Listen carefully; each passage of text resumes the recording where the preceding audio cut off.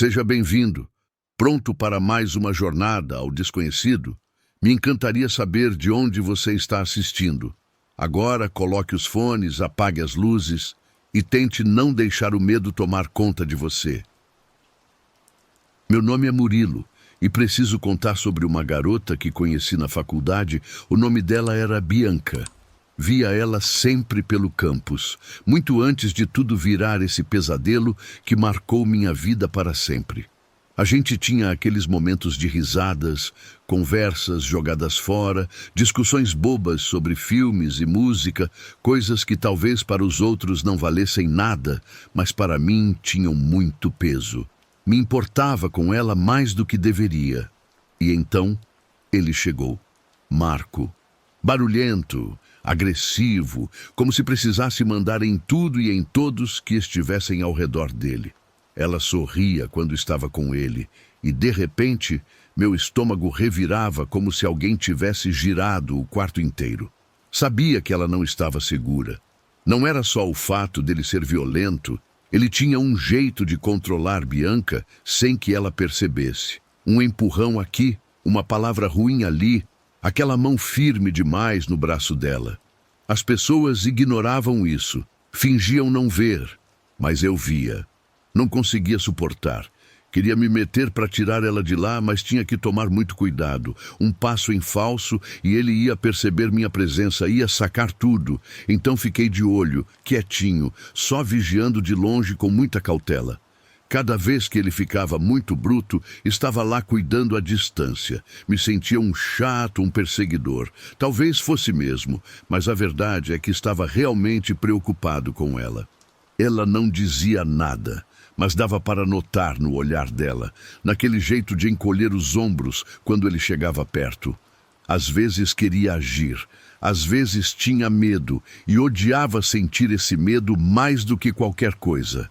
Sabia que não podia bater de frente com ele. Tinha que convencer Bianca a cair fora. Depois de aguentar tanto tempo, uma noite tive minha chance. Ela estava sozinha em uma festa da faculdade, no apartamento de um veterano da engenharia. Uma coisa rara, porque ele nunca deixava ela sozinha, sempre com ciúme doentio, achando que ela podia trair ele. Talvez ele nem tenha percebido que ela saiu da vista dele, porque estava caindo de bêbado na varanda. Quando cheguei perto, ela sorriu como se estivesse feliz em me ver. Conversamos um pouco sobre a vida, sobre como o semestre tinha sido puxado, e foi nessa hora que abri o jogo. Bianca, você precisa se afastar desse cara. Ele é perigoso. Sério mesmo. Ela abaixou a cabeça, mexendo nervosa no copo.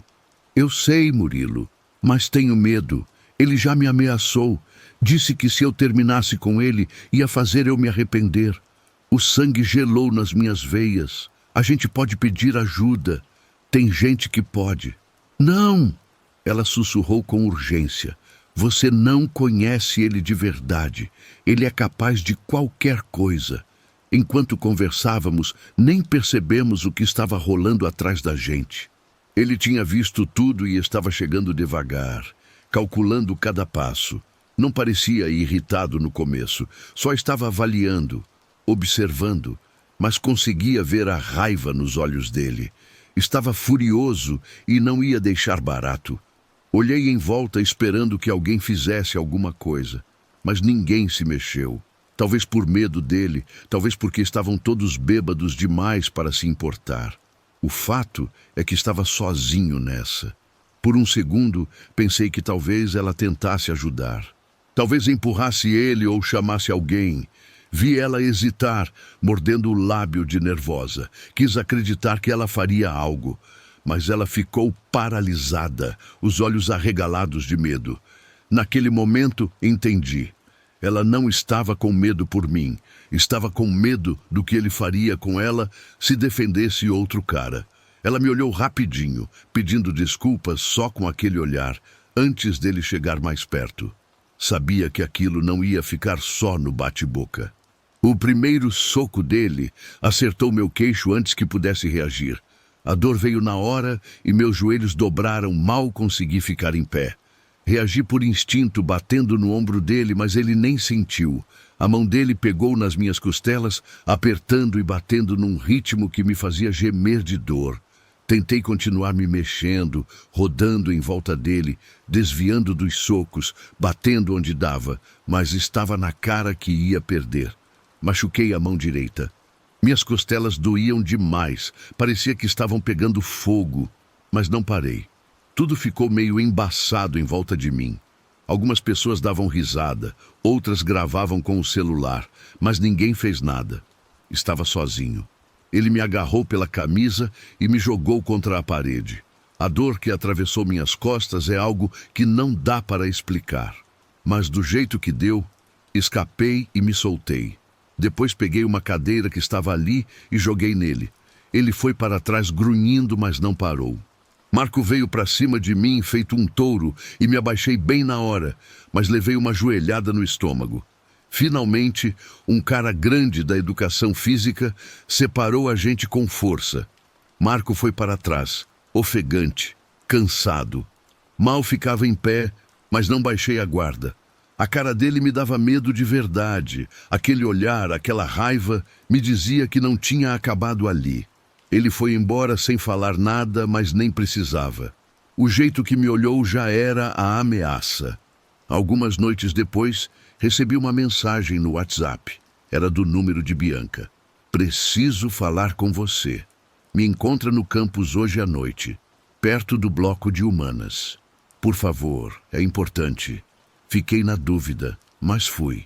Quando cheguei perto das 22 horas, estava tudo escuro e quieto. Pensei que talvez ela quisesse ver como estava. Talvez tivesse terminado com ele finalmente. Fui andando devagar até onde ela falou, com cada passo fazendo barulho no silêncio.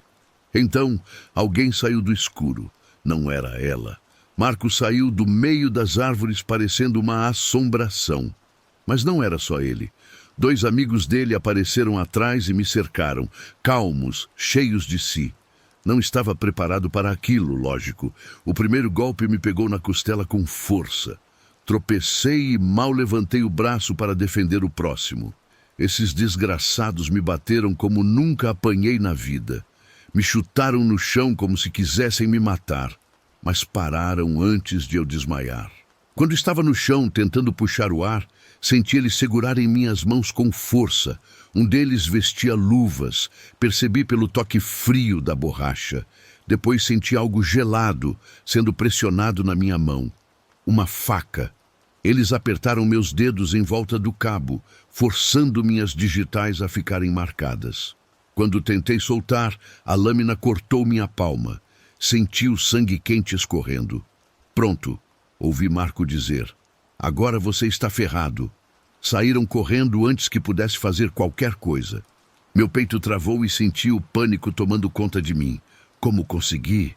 Não sei, mas me arrastei para trás de um arbusto sangrando pelo nariz e pela mão. Minha cara, minhas mãos estavam um lixo. Mal conseguia me mexer, mas estava vivo. Porém, o que tinha sido aquilo? A resposta veio logo. Meu celular vibrou e era uma mensagem de Tiago, o cara que dividia o apartamento comigo. Cara, a polícia está aqui, dizendo que você matou uma menina. Que menina, mano? Estão levando seu notebook e seu celular. Não conseguia entender nada naquele momento.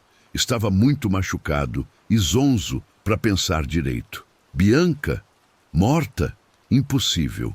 Fui me arrastando pelas ruas escuras do bairro da Vila Universitária até conseguir chegar na casa da minha mãe, que por sorte não ficava longe dali, só uns 15 minutos andando. Ela saiu correndo quando me viu no portão, chorando desesperada e perguntando o que tinha acontecido. Tentei explicar, mas a voz não saía direito. Segundos depois, a polícia apareceu. Deviam estar vigiando a casa dela. Me empurraram para dentro da viatura. Não resisti, não tinha força. Na delegacia do bairro, me levaram direto para a sala de interrogatório. 2 investigadores começaram a gritar comigo, dizendo que tinham provas, que minhas digitais estavam na arma do crime, que eu tinha conversas comprometedoras com a vítima no meu celular. Eu não matei ninguém, consegui gritar. Foi uma armação. Marco e os amigos dele me atacaram e... Claro, um dos investigadores zombou. Todo mundo aqui é inocente. Tentei explicar sobre a briga na festa, sobre as ameaças, sobre tudo, mas ninguém queria ouvir. Passei 3 dias num pesadelo de dor e confusão, tentando contar minha verdade sem ninguém acreditar. Minha mãe conseguiu um advogado, Dr. Henrique, um advogado criminalista que ela conhecia da igreja. Foi ele que descobriu a verdade. As conversas no meu celular tinham sido fabricadas, editadas digitalmente. Um perito particular que ele contratou provou isso. Além disso, as câmeras de segurança da faculdade mostraram Marco usando o celular de Bianca para me chamar até o campus. E o mais importante, o horário da morte de Bianca, segundo o laudo do legista, era pelo menos 2 horas antes de eu chegar ao campus. Testemunhas me viram no apartamento que dividia com Tiago naquele horário, jogando videogame. Era impossível ter sido eu. A faca tinha meu sangue no cabo, cortando minha palma, e tinha minhas digitais forçadas, mas não tinha marcas de que eu tinha segurado ela naturalmente. A perícia mostrou que as digitais estavam impressas de forma artificial, com pressão irregular. E mais, tinha sangue de Bianca na lâmina, mas também tinha uma digital parcial de Marco que ele não conseguiu limpar direito. Quando a polícia foi atrás dele, Marco já tinha fugido. Os 2 amigos que estavam com ele acabaram entregando tudo. Disseram que ele tinha matado Bianca num surto de ciúme depois da festa, quando ela finalmente tentou terminar com ele. Depois, bolou todo esse plano para me incriminar, porque eu tinha me metido entre eles. Quando finalmente me soltaram, não teve pedido de desculpas dos investigadores. Só me liberaram com um "você pode ir seco". O delegado mal me olhou nos olhos. Ninguém perguntou se eu precisava de algo. Era só um incômodo que eles queriam esquecer. Saí todo machucado e esgotado. Larguei aquela faculdade para sempre depois desse dia. Me transferi para outra universidade em outra cidade. Fiquei longe daquele grupo, da lembrança dela, dele, da faca, do sangue, do pânico. Mas essas coisas ficaram comigo de algum jeito. Cada barulho à noite me fazia acordar assustado. Cada sirene de polícia me fazia suar frio. Aprendi como é fácil a gente levar a culpa por algo que não fez. Aprendi até onde as pessoas vão para te destruir quando sentem que você ameaça o controle delas. Sobrevivi como deu e sabia que, se um dia precisasse me defender de novo, estaria mais preparado. Mas preferia nunca mais passar por isso. Bianca não teve essa chance, e isso vai me assombrar pelo resto da vida.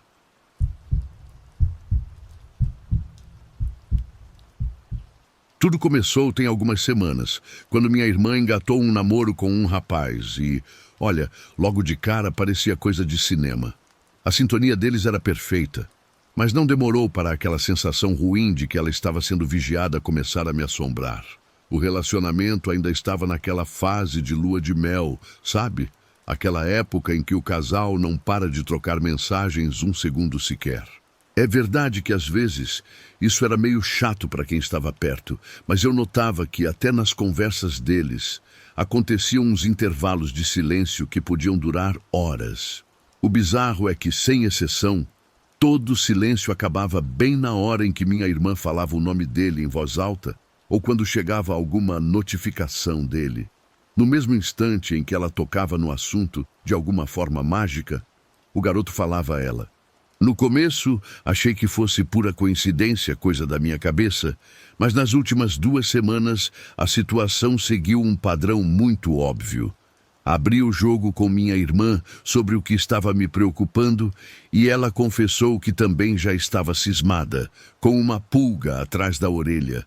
A gente pegou o celular dela, revirou tudo juntas e não achamos nada de errado. Ficamos nos perguntando se poderia ter algum aplicativo espião escondido no aparelho que ele estivesse usando para monitorar os passos dela, ou se a gente estava simplesmente entrando numa paranoia coletiva. Minha irmã terminou o namoro algumas semanas depois e bloqueou o cara em todas as redes sociais. O comportamento dele estava ficando possessivo demais. O fato de ele parecer saber sempre onde ela estava e sobre o que ela falava deixou minha irmã muito desconfiada.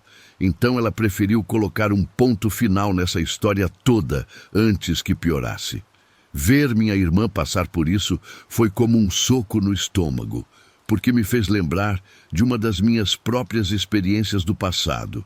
Eu era uma garota de 18 anos, muito ingênua e jurando que estava apaixonada. Meu namorado era tudo, menos perfeito. Ele tinha 22 anos, não trabalhava e passava a vida em festas e baladas com os amigos. Ele tinha tantos colegas que, na minha cabeça imatura, achei que isso era sinal de que ele era gente boa, de confiança. Claro, eu estava muito enganada. Meu irmão mais velho conhecia a peça porque estudaram na mesma sala na época da escola. Meu irmão me avisou para ficar longe porque o sujeito não valia nada e era abusivo. Levei aquilo como se meu irmão estivesse sendo apenas ciumento e superprotetor, e sem dar muita bola, ignorei os avisos. Mas depois de uns meses saindo juntos, a máscara caiu e vi a verdadeira face dele. Tudo começou com socos na parede ou quebrando coisas dentro de casa quando ficava irritado. Uma vez, quando saí do trabalho uns minutos atrasada, ele perdeu o controle completamente. E não estou exagerando, o cara surtou de verdade. Assim que entrei no carro, ele começou a gritar comigo. E no meio da discussão, sem querer ouvir nada, arrancou o espelho retrovisor interno com as próprias mãos e jogou em mim. Não fazia o menor sentido destruir o próprio carro só porque estava com raiva. Aquilo só mostrava o quanto ele era desequilibrado. Mesmo assim, a ficha não caiu de verdade até umas semanas depois. Eu estava no apartamento dele e já era por volta da 1 da manhã. Falei que precisava ir para casa, mas ele não queria deixar. Levantei da cama para sair de qualquer jeito, mas então ele se jogou em cima de mim e me prendeu no chão. Eu tinha 18 anos e ainda morava com meus pais, e eles eram rigorosos, não me deixavam dormir fora. Ele sabia disso, mas me segurou ali no chão por quase 10 minutos, imobilizada. Eu implorava para ele sair de cima, porque estava machucando meus braços, mas ele continuava falando de quanto me amava e que eu não dava valor para ele. Finalmente, concordei em ficar, só para ele me soltar. Quando me largou, corri para a porta, mas ele me alcançou e me deu um soco na cara. Lembro até hoje da sensação gelada de medo, de achar que ia morrer ali mesmo. Essa foi a primeira de muitas agressões físicas.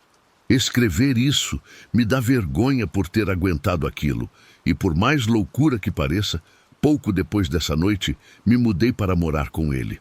A manipulação era tanta que eu acreditava que, se estivesse perto, poderia consertar o gênio dele. Nós ficamos juntos quase 2 anos depois desse episódio.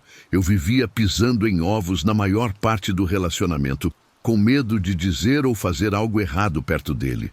Finalmente, um dia cansei. Ele tinha ficado na rua até tarde com os amigos, coisa que acontecia 3 ou 4 noites por semana. Numa dessas vezes, ele voltou para casa bêbado e queria transar. Eu estava dormindo e quando acordei, ele já estava em cima de mim. Naquele momento, exausta, quase aceitei ficar parada só para ver se ele me deixava em paz logo. No entanto, ele estava tão bêbado que não conseguia fazer nada. Isso deixou ele frustrado e agressivo, e ele começou a forçar a barra, passando totalmente por cima do meu consentimento. Começou a gritar comigo e a me enforcar até o ponto em que quase desmaiei.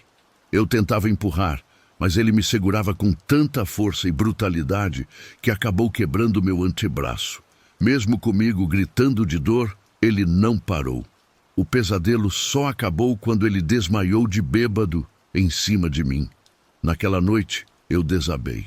Liguei para minha mãe, que foi me buscar na hora, me levou para o hospital e depois para a casa dela.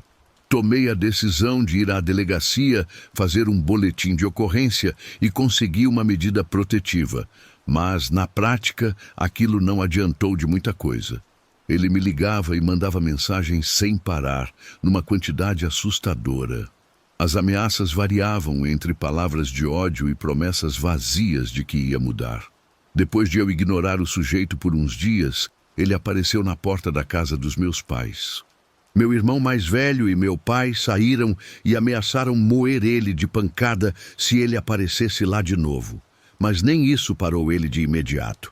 Ele continuou tentando entrar em contato comigo durante meses, inclusive indo até o meu trabalho um dia.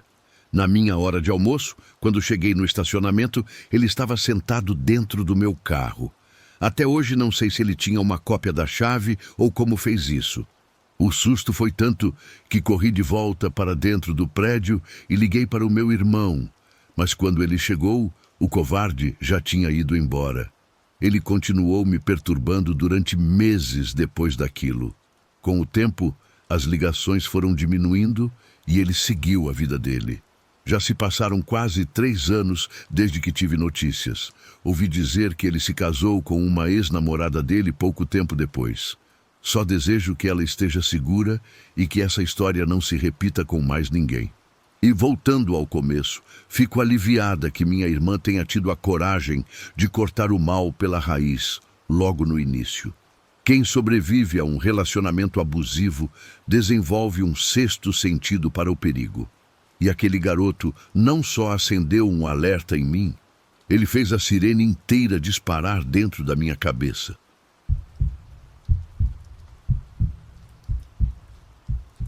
Nunca imaginei que uma escolha idiota que fiz aos 19 anos viraria um fantasma me assombrando pelo resto da vida. É aquele tipo de memória traiçoeira que te pega de surpresa quando você está encostado num posto de gasolina, quase vazio de madrugada, esperando o tanque encher. Ou quando sente alguém andando atrás de você na rua e os passos parecem entrar numa sincronia perfeita demais com os seus. Naquela época, eu morava na beirada de uma cidadezinha do interior, onde as rodovias rasgavam a paisagem em direção a um horizonte plano e infinito de plantações. E os moradores eram especialistas naquela vigilância sufocante disfarçada de boa vizinhança. Eu era um cara tranquilo, ficava na minha, mas ao completar 19 anos já sabia que não me encaixava na forma daquele lugar. Eu usava jaquetas jeans grossas, botinas de trabalho pesado e mantinha o cabelo raspado na máquina zero. Sabia que era gay desde os 12 anos e não gastava energia tentando esconder isso, nem mesmo numa cidade que idolatrava o tradicionalismo. Só que a curiosidade é um bicho perigoso quando seu mundo parece pequeno demais para o tamanho da sua vontade. Naquele tempo, eu trabalhava no turno da noite num galpão de distribuição na saída da cidade. O serviço acabava comigo, empilhadeiras, cheiro forte de óleo diesel e caminhoneiros mais velhos com a cara castigada pelo sol e pela estrada. Gente que já tinha visto o mundo muito além daquela soja toda. Alguns me tratavam feito filho, outros me olhavam torto, como se eu fosse um erro no sistema deles. Mas as histórias que contavam faziam minha rotina parecer cinza e sufocante. Foi esse tédio maldito que me fez baixar o Tinder. Todo mundo falava que o aplicativo só tinha gente esquisita na região, mas a verdade é que tinha gente real. Eu não procurava romance, não queria namoro sério, eu só queria uma quebra na rotina. Queria sentir qualquer coisa que não fosse aquela previsibilidade esmagadora dos meus dias. Foi aí que deu match com o Fernando. A foto de perfil era meio ruim, pixelada, mas dava para ver bem o rosto. Cabelo castanho bagunçado caindo sobre as orelhas, maxilar marcado e um moletom escuro com capuz. Parecia um daqueles caras largados que passavam o ensino médio matando aula no fundo da quadra. Mas tinha um sorriso torto e arrogante, do tipo que sugere que o cara sabe de um segredo e não vai contar para ninguém. A bio dele dizia: sem paciência para conversa fiada, curto rolê de carro à noite e maratona de filme de terror. Gente chata nem perde tempo. Em dias normais, eu teria ignorado. Mas naquela noite, o silêncio do meu quarto pesava uma tonelada e eu estava me sentindo imprudente, doido para arriscar. Ele mandou mensagem na mesma hora. Caramba, não achei que tivesse ninguém legal morando nesse fim de mundo. Achei graça. Alguém legal, respondi com sarcasmo. Você tem cara de problema, e eu gosto de problema. Eu ri ao digitar. Foi um erro, mas quando a gente é jovem e está faminto por adrenalina, até um sinal vermelho parece bandeira de largada. Conversamos por horas no chat. No começo não foi bem flerte, foi mais como comparar cicatrizes. Ele contou que cresceu na parte velha da cidade, perto das fábricas desativadas. Disse que morava com o primo mais velho porque os pais não eram presentes. Falei do galpão, do meu sonho de pilotar carreta de longa distância e soltei que curtia garotas também. Uma mentira boba só para sentir o terreno. Mas que o tédio estava me fazendo querer provar algo diferente. Ele não julgou, só escreveu: curiosidade não é crime, você tem direito de descobrir quem você é. Ler aquilo de um desconhecido soou perigoso e, ao mesmo tempo, me senti validado. No terceiro dia, veio o convite. Cola aqui em casa. A gente pede uma pizza, vê uns filmes de terror e deixa rolar. Sou tranquilo. Eu devia ter dito não. Devia ter ouvido aquele alerta interno que toda vítima de filme de terror ignora. Mas, aos 19, você se acha o protagonista imortal. Então, eu disse sim. Era uma sexta-feira, final de outubro. O tempo estava fechado, abafado, cheiro de chuva misturado com mato queimado. Cheguei na casa do Fernando umas 8h45 da noite. Era uma daquelas casas geminadas, estreita, pintura descascando, parecia ter perdido a briga contra o tempo. A luz da varanda piscava, falhando, e o mato do jardim da frente estava alto. É só uma casa velha, pensei. Deixa de frescura. Ele abriu a porta antes de eu bater. Santiago?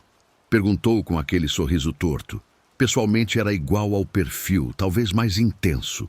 Olhos cansados, mas atentos, vigiando a rua atrás de mim. Entra aí, disse ele. Lá dentro cheirava a gordura de calabresa, desodorante barato e fumaça de cigarro impregnada na parede. Poucos móveis, sofá surrado, televisão em cima de um caixote, pilha de DVDs e uma lâmpada amarela projetando sombras compridas. Na primeira hora, tudo foi normal. Comemos pizza, falamos do trabalho, do clima. A tensão foi subindo. Ele chegou mais perto no sofá, a mão roçou na minha. Tá de boa com isso? Sussurrou. Por um momento me senti seguro, me senti escolhido. Disse que sim, a coisa aconteceu. Foi rápido, intenso. Depois ficamos deitados sob uma coberta fina e áspera, ouvindo o motor da geladeira e o vento nas janelas. Lembro de pensar, talvez eu estivesse errado em me preocupar. Foi quando a paz quebrou. De repente, um grito rasgou o ar. Não era grito de filme, nem gato no telhado. Era um som agudo, gutural, humano, vindo lá do fundo da edícula no quintal. Pulei do sofá. Fernando, que porra foi essa? Ele travou. Senti os músculos dele endurecerem. Depois, forçou um sorriso fraco. Calma, é só meu primo. Ele tá vendo filme de terror no quarto dos fundos. Deixa a televisão no talo. Vou lá mandar ele abaixar. Não. O grito tinha um tremor, uma vibração de agonia real, que nenhum alto-falante de televisão consegue imitar. Era humano, sem dúvida. Um buraco de gelo abriu no meu estômago e enquanto ele ia para o quintal, corri para catar minhas roupas. Meu coração batia tão forte na costela que doía. Meus instintos berravam, vaza, sai agora. Quando Fernando voltou para a sala, o rosto era outro, o charme tinha evaporado. Os olhos estavam escuros, incomodados, feito predador encarando a caça que tenta fugir. O que você está fazendo? Ele engrossou a voz. Achei que a noite estava legal. O tom não era gentil. Era possessivo, frio. Engoli o medo seco na garganta. É que meu pai acabou de mandar mensagem. Minha mãe passou mal. Tenho que ir voando. Ele me encarou fixo por 5 segundos que pareceram horas. Estava calculando, decidindo se acreditava ou se me barrava ali mesmo. Beleza, suspirou contrariado. Te levo até o portão. Não me tocou, não se despediu, só fechou a porta devagar enquanto eu praticamente corria para minha picape. Deveria ter sido só o fim de uma noite bizarra. Mas 2 dias depois, meu mundo caiu.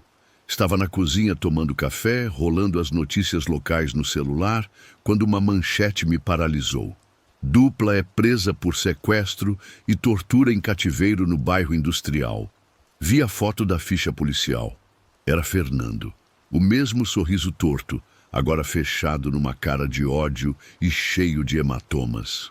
A matéria dizia que ele e o primo sequestraram o ex-patrão do primo e mantiveram o cara na edícula dos fundos. As janelas eram vedadas com colchões velhos. Amarraram, deixaram passar fome, bateram muito. A polícia descobriu porque tentaram tirar o homem de lá na madrugada, enrolado num tapete, para deixar em algum lugar porque a vítima estava morrendo, mas foram parados numa blitz na saída da rodovia. Acharam sangue e cordas e o cativeiro na casa. Meu estômago revirou tanto que quase vomitei o café. O grito, o lugar onde eu estava deitado. Aquele som não era filme, era um homem sendo torturado a metros de onde eu beijava o sequestrador dele. E se eu tivesse ficado, se não tivesse ouvido, se Fernando não tivesse engolido minha mentira esfarrapada sobre meu pai, eu não estaria aqui contando isso. Por meses, dormi de luz acesa. Cada estalo na casa parecia passo de invasor. Diziam que eu tinha sorte.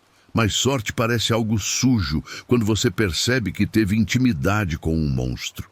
Sorte parece mentira quando você lembra como foi fácil confiar. Guardei isso por anos. Demorei para falar o nome dele sem tremer. Conto agora porque as pessoas precisam saber. Um jovem solitário e entediado baixa um aplicativo achando que cidade do interior é inofensiva. Acha que o cara com cara de mal é só estilo. Mas o mal não precisa de metrópole para crescer. Às vezes, o horror germina no silêncio de uma casa velha, numa rua pacata. Nunca mais vi Fernando. Ele apodrece na cadeia. Mas às vezes, cruzando as estradas escuras de madrugada, juro que ainda ouço aquele grito ecoando na cabine, uma lembrança viva que se recusa a ficar no retrovisor.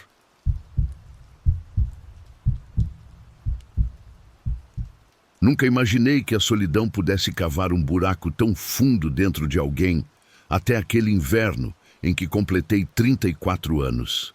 Aqui na cidade, nessa idade, a cobrança é silenciosa, mas constante. Todo mundo espera que você esteja com a vida ganha, casado, criando filhos e passando o domingo ouvindo música enquanto a carne assa na churrasqueira. Eu não tinha nada disso. Morava num apartamento de um quarto, úmido e gelado, numa rua barulhenta do centro. Meu trabalho era repetitivo no estoque de uma empresa de logística, e minhas noites se resumiam a comer lasanha congelada de micro-ondas, ouvindo o zumbido irritante do aquecedor elétrico no canto da sala. Minha vida amorosa era um deserto. Tive um namoro sério na faculdade, mas ela passou num concurso em outro estado e eu fiquei para trás. Aquele foi o fim. Desde então, me tornei o eterno amigo. O cara ponta firme para ajudar na mudança ou dar conselho, mas nunca o cara que alguém leva para casa. Talvez fosse o peso daquele agosto cinzento e chuvoso, onde o sol parecia ter esquecido de nascer.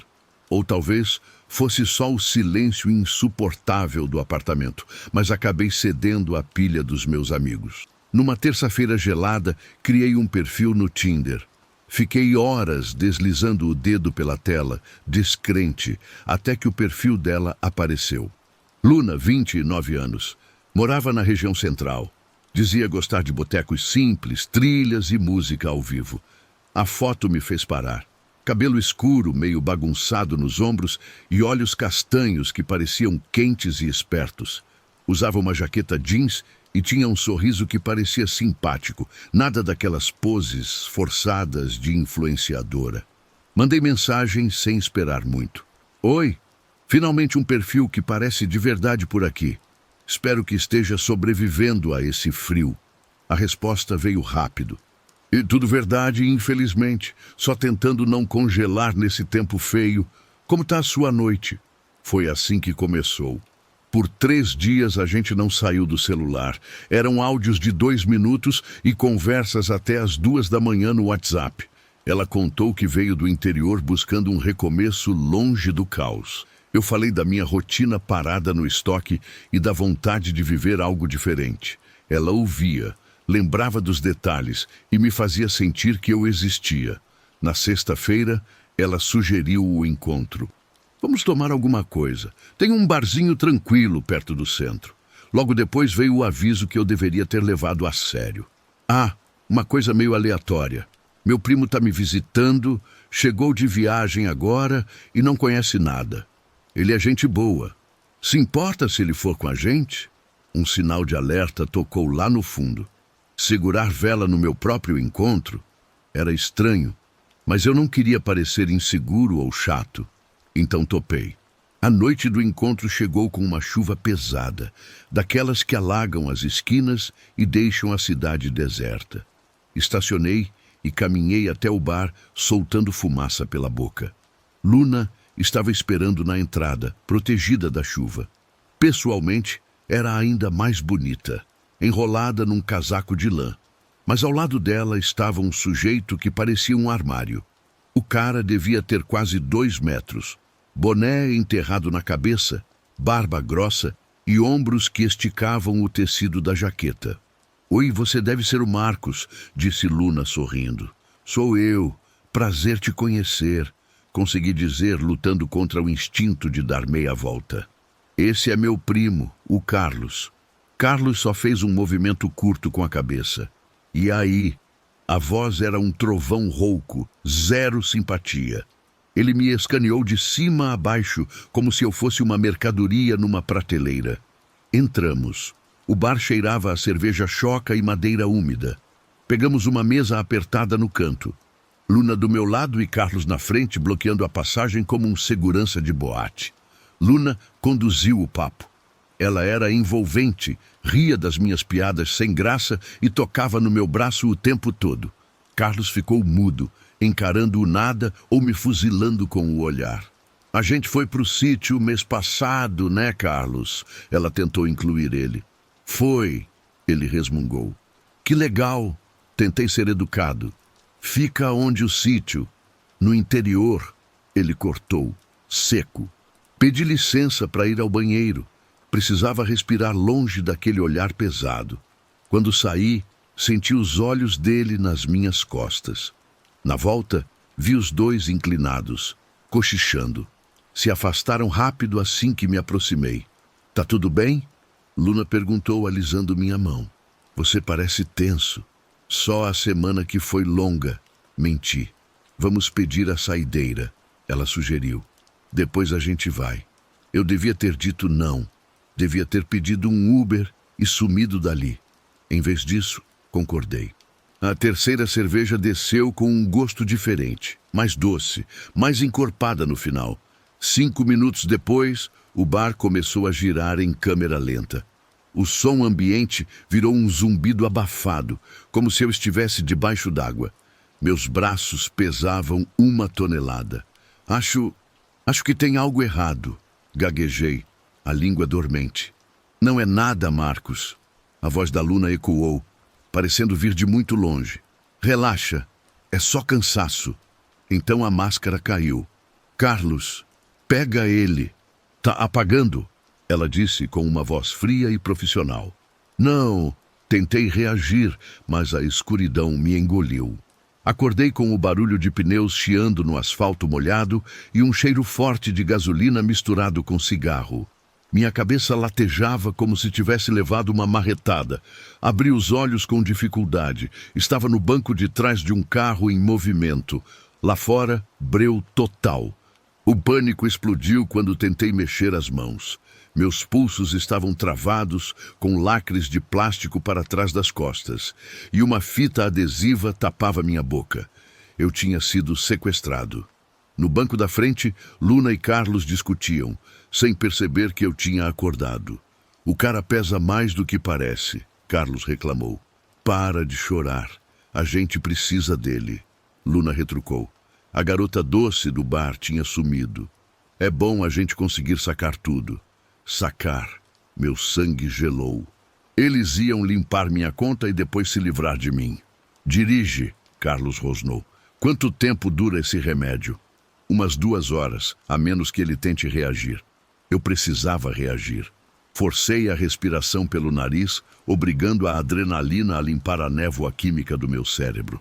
Pela janela, vi o reflexo de um semáforo ficando vermelho numa avenida deserta. O carro começou a reduzir. Era agora ou nunca. Girei o corpo no banco, apoiando as costas contra a porta. Meus dedos dormentes tatearam o trinco desesperadamente até achar a trava manual. Destravei. O carro parou no sinal. Respirei fundo e joguei todo o peso do meu corpo contra a porta. Ela abriu com um estalo. O ar gelado entrou com tudo. Caí para fora, rolando no asfalto molhado e batendo o ombro com força no meio-fio. A dor foi aguda, mas me acordou de vez. Ei! Carlos gritou lá de dentro. Pega ele! Luna berrou. Levantei num pulo, mesmo com as pernas parecendo gelatina. O medo é o melhor combustível que existe. Atravessei o cruzamento correndo, escorregando na pista ensopada. Uma picape teve que frear bruscamente para não me atropelar, buzinando alto na madrugada. Não olhei para trás. Ouvi a porta do carro deles batendo. Volta aqui, desgraçado! A voz do Carlos ecoou. Não parei. Corri cego em direção a um bairro residencial, fazendo zigue-zague entre carros estacionados e árvores, tentando despistar. Meus pulmões ardiam com o ar frio. Eu gemia tentando gritar socorro, mas a fita abafava tudo.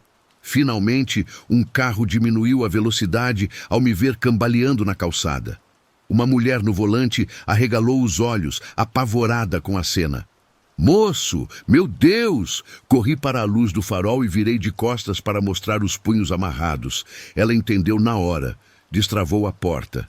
Entra! Entra rápido! Desabei no banco do carona. Quando o ar quente do carro me atingiu, comecei a tremer incontrolavelmente, o choque térmico e o pavor batendo juntos. Ela arrancou com o carro e já foi discando para a emergência. A polícia já vai saber. Fica calmo, você está seguro agora. Ela disse com a voz trêmula, mas firme. A polícia pegou os 2 semanas depois. Descobriram que Luna e Carlos não eram primos, nem daqui. Eram parte de uma quadrilha especializada que viajava o país aplicando o golpe do Boa Noite Cinderela em homens solteiros de aplicativos. Roubavam tudo, zeravam as contas e abandonavam os caras em estradas rurais. Quando perguntei ao delegado por que eu, a resposta foi curta e grossa. Você parecia solitário. Homens solitários são alvos fáceis, ninguém dá falta logo de cara. Hoje, 5 anos depois, estou casado. Conheci minha esposa na seção de hortifruti do supermercado, numa tarde qualquer de terça-feira. Ela sabe de tudo. Já não penso muito na Luna, mas todo inverno, quando a chuva aperta e as luzes da cidade refletem no asfalto molhado, eu ainda sinto aquele cheiro de gasolina e couro sintético e lembro do quão perto estive de virar apenas mais uma estatística de desaparecidos.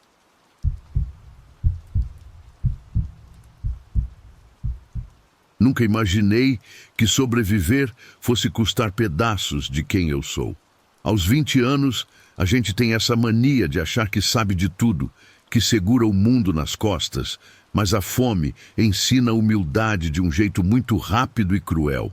Saí da minha cidadezinha no interior só com uma mochila, a aprovação numa faculdade que eu não tinha como bancar e uma arrogância que ocupava mais espaço que a minha bagagem.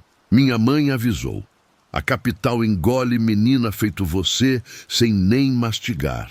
E dói admitir, mas a velha estava certa. No segundo semestre, a água já estava batendo no pescoço. O aluguel da kitnet estava atrasado, a bolsa da faculdade mal pagava o transporte e o meu bico numa cafeteria mal cobria o preço das Xerox. Quem dirá dos livros? Eu era orgulhosa demais para ligar pedindo socorro, teimosa demais para assumir que estava apavorada. Foi nessa fase que a conheci. Maria Dolores. Ela devia ter uns 50 anos, conservada no dinheiro, com um cabelo preto tão brilhante que parecia verniz. A primeira vez que a vi, ela estava sentada no barzinho em frente à cafeteria, logo depois que eu ajudei a baixar as portas e saí pela lateral. Ela tinha um casaco caro jogado nos ombros e uma taça na mão. Parecia intocável, mas quando os olhos dela focaram em mim, me senti um bicho acuado, pressentindo a armadilha. Você não cansa de ralar até essa hora não, menina? Ela perguntou. Gaguejei qualquer coisa sobre pagar boletos. Ela deu um sorriso treinado, como se já estivesse com o roteiro da conversa na cabeça. Às vezes, os boletos custam mais caro do que a sua vida deveria valer. Começou pequeno. Ela deixou um cartão com letras em relevo.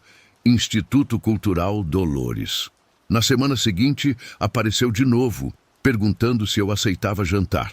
Sem segundas intenções, só companhia, garantiu.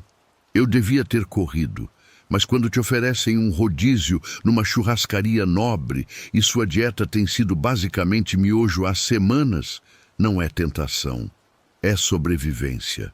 Nos 2 meses seguintes, Maria Dolores se infiltrou na minha rotina como umidade na parede. Sabia o que falar, como me olhar, ostentando aqueles anéis enormes sem parecer vulgar. Ela não era do tipo nova rica que usa logomarca no peito. Ela tinha aquela aura de quem nasceu em berço de ouro, de família tradicional. Nossos jantares viraram sagrados. Ela falava de arte, de herança e caridade. Eu falava da faculdade, omitindo que estava a um passo do despejo. Aí vieram os presentes. Um casaco de lã, um iPhone novo e, finalmente, um envelope com 15 mil reais em dinheiro vivo, deslizado na mesa com a naturalidade de quem passa o sal. Não quero sexo, ela adiantou quando viu minha cara de pânico. Só seu tempo. Você me lembra algo que eu perdi. Quis perguntar o quê, mas o olhar dela ficou vidrado, morto. Engoli a pergunta. Mentiras confortáveis são fáceis de aceitar quando a corda está no pescoço. Convenci a mim mesma que ela era só uma mulher solitária e carente. Mas tinha regras. Atender o telefone a qualquer hora, madrugada ou dia. Bico calado sobre a existência dela, nada de contar para a família ou amigos da faculdade. Se ela chamasse, eu ia. Estranho, muito, mas com o aluguel pago e a barriga cheia, minha desconfiança tirou férias. Até a noite que ela me levou para o solar. O Solar dos Dolores ficava numa região de serra afastada, uma daquelas propriedades antigas de Barão do Café. A estrada de terra parecia infinita. Quando o portão de ferro abriu, não me senti visita. Me senti engolida. Por dentro era um museu. Limpo demais, quieto demais. Os quadros pareciam te vigiar. Mora sozinha nesse casarão? Perguntei. Moro com a história. Ela me serviu vinho e me guiou pelo corredor. As paredes eram cheias de fotos de garotas. Jovens, da minha idade, com roupas fora de moda e sorrisos tensos. Quem são? Filhas da fortuna. Dei uma risada nervosa. Ela continuou séria. As exigências aumentaram. Uma noite perguntei, já meio alterada de vinho, por que eu? Porque você nasceu com fome. A fome te torna útil. Coisas bizarras começaram a rolar. Ligações mudas de madrugada, onde eu só ouvia a respiração dela chiando. Fica na cama. Achei um tufo de cabelo no meu bolso que não era meu. Ganhei um colar de pérolas com o fecho manchado de algo seco e escuro. Parecia sangue. Eu me dizia que era paranoia, estresse de prova. Até meu aniversário. Ela insistiu que eu passasse a noite lá. Uma data assim merece festa, disse. A casa estava num silêncio sepulcral. Sem funcionários, janelas lacradas. No jantar, ela usava um vestido vermelho. Depois, ela me levou para uma porta que sempre ficava trancada. Uma câmara de pedra no subsolo, abafada. As paredes cobertas de retratos daquelas garotas. Mas agora as pinturas não tinham olhos. Meu estômago gelou. O que é isso, Dolores? O fim da fome. Ela me levou até um altar. Minhas pernas pesavam toneladas. Você foi escolhida no momento que sentou naquele bar. Todas as minhas filhas foram. Eu não sou sua filha. Minha voz falhou. Agora é. Tentei correr, mas ela tinha uma força absurda. Agarrou meu pulso feito uma morsa. Sabe por que, meninas da sua idade? Porque vocês ainda acham que a vida é de vocês. Inocência trocada por eternidade. É assim que a riqueza se mantém. Gritei, esperneando. Você tá louca? O eco devolveu sussurros. Olhei em volta e vi silhuetas pálidas atrás dos quadros, bocas costuradas. 14 delas. O que você quer? Chorei. Só seu silêncio. Ela levantou uma agulha de prata e uma linha grossa. O pânico desligou meu cérebro e ligou meu instinto. Havia velas grossas no altar. Agarrei uma, o fogo lambendo o ar, e num movimento de puro desespero, joguei contra as tapeçarias antigas na parede, perto de onde estávamos. Dolores gritou, tentando proteger os quadros, e me soltou. O tecido velho pegou fogo como palha seca. As chamas subiram. As silhuetas não se moveram. Pareciam bloquear o caminho dela, não o meu. Enquanto a velha tentava apagar o fogo com as mãos, gritando em agonia, eu corri. Saí daquele inferno, com o som de vidro estourando e madeira estalando atrás de mim. As portas pareciam abrir sozinhas para eu passar. Dizem que o solar virou cinzas. Os bombeiros acharam impossível um fogo daquele tamanho ter sido acidental. Não acharam corpo nenhum, nem dela nem de ninguém. O dinheiro do instituto evaporou. Contas zeradas, gente poderosa caindo em desgraça logo depois. Eu continuei. Com cicatrizes que ninguém vê, mas viva. E considerando o preço que ela queria cobrar, sair de lá respirando foi o maior lucro que eu poderia ter.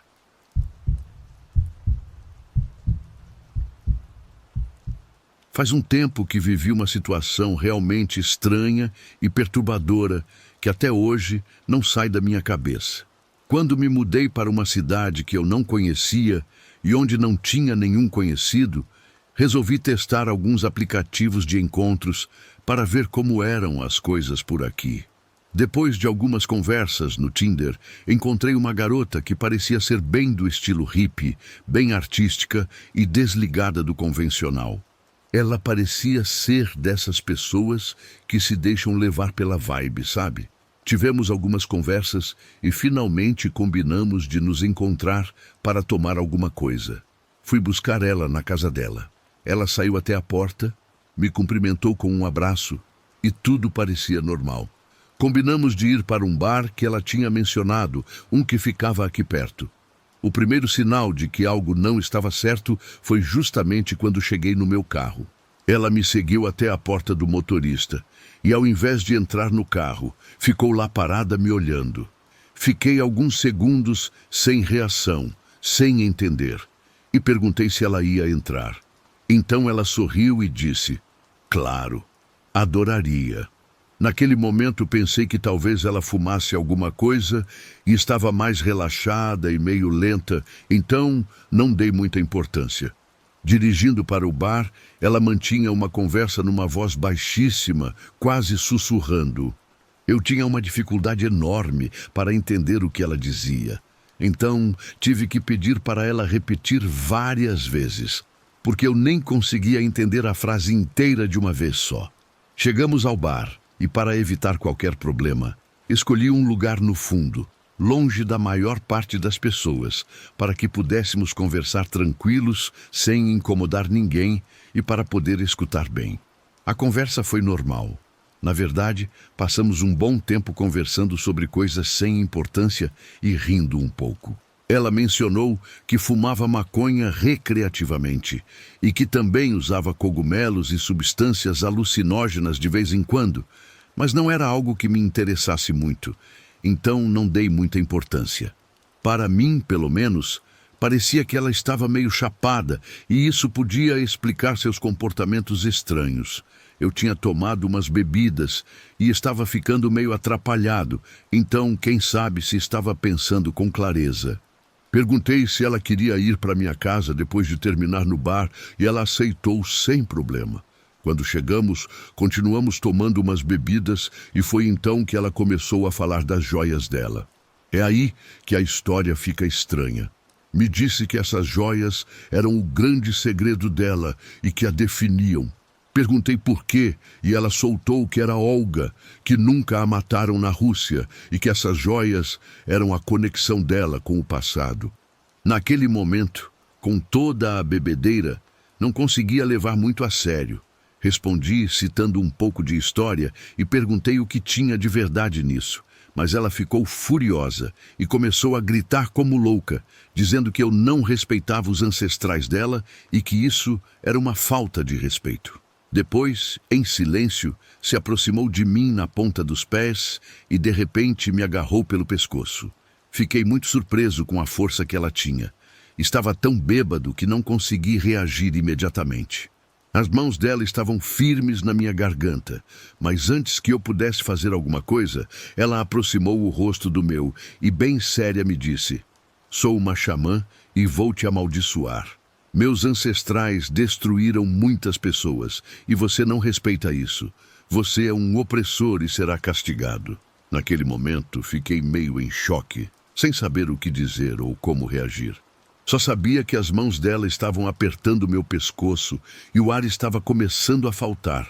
Mas eu estava tão bêbado que não estava fazendo nada a respeito. Depois, ela pegou um copo de uísque que estava na mesa, quebrou ele na beirada e fez o movimento de desenhar uma cruz no meu rosto com o vidro quebrado, mas sem me cortar. E depois me beijou na testa como se nada tivesse acontecido. Ali mesmo comecei a voltar a mim, um pouco mais sóbrio pela loucura da situação, e falei para ela se acalmar. Passei a mão no lugar onde ela tinha feito o movimento da cruz e percebi que não tinha sangue, então ela realmente não tinha me cortado. Disse que tudo tinha sido brincadeira, que não era sério, e ela aos poucos foi se acalmando, mas ainda me olhava desconfiada, como se não acreditasse totalmente em mim. Mas a história não termina aí. Depois ela começou a me falar do fetiche dela com gatos. Me disse que ela tinha uma espécie de lista de pessoas que dominava para que agissem como gatos e que gostava de controlar o comportamento delas. Não sou de julgar as pessoas pelas coisas delas, então escutei sem dizer nada, e ela começou a fazer um show na minha sala, agindo como um gato realmente estranho, miando e se esfregando nos móveis. Se não tivesse gritado comigo antes, talvez até tivesse achado interessante, mas alguma coisa em mim dizia que eu tinha que me afastar daquela mulher. Meu instinto começou a disparar, então só fiquei ali, evitando incomodá-la mais e tentando não irritá-la. Depois, algo ainda mais estranho aconteceu. Ela reparou na sálvia que eu tinha na bancada da cozinha. É aquela planta que uso para limpar o ambiente e dar um aroma na casa. E ela começou a me pedir para acender a sálvia e abençoar a casa com ela. Para mim, isso era algo pessoal, um ritual que faço de vez em quando e não queria que mais ninguém mexesse nisso.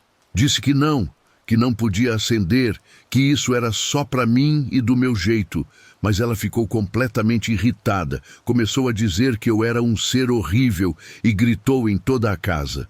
Naquele momento já tinha tido o suficiente daquela doida, então disse que podia levar ela para casa se ela quisesse. E ela saiu correndo para a porta muito irritada.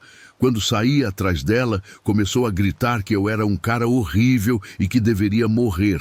Naquele momento, simplesmente, a deixei lá fora. Voltei e fechei a porta com a chave. Disse que ela podia andar por conta própria, mas ela não ficou quieta. Em alguns minutos começou a bater na porta com força, uns 10 minutos seguidos, dizendo que tinha deixado o telefone lá e que queria pegar de volta. Eu, meio nervoso, peguei o telefone dela que estava na bancada da cozinha, abri a porta só um pouquinho e entreguei por ali. Ela tentou entrar de forma agressiva, empurrando e forçando, mas eu bloqueei com meu antebraço sem deixar ela passar. Ela parecia realmente disposta a me bater, mas só fiquei firme e disse que não podia permitir que ela entrasse. Aquilo foi uma loucura completa. Ela gritava e gritava que queria a garrafa de uísque que ainda estava na mesa e eu respondi que não, que aquela garrafa era minha porque eu tinha pagado por ela. No final, fechei a porta com força, travei e escutei ela batendo por um tempo, alguns minutos, até que finalmente ouvi ela se afastando. Fiquei alguns minutos esperando e depois saí para ver se ainda estava por perto. Graças a Deus, não estava em lugar nenhum. Desde aquela noite não a vi, nem tive mais notícias dela. Pode não parecer a experiência mais aterrorizante que alguém já viveu, mas desde aquele dia, sempre que anoitece, bate uma sensação estranha, um receio de que ela possa aparecer do nada. Torço para que esteja bem em algum lugar distante, mas confesso que espero mesmo nunca mais ter que ver essa mulher na minha frente.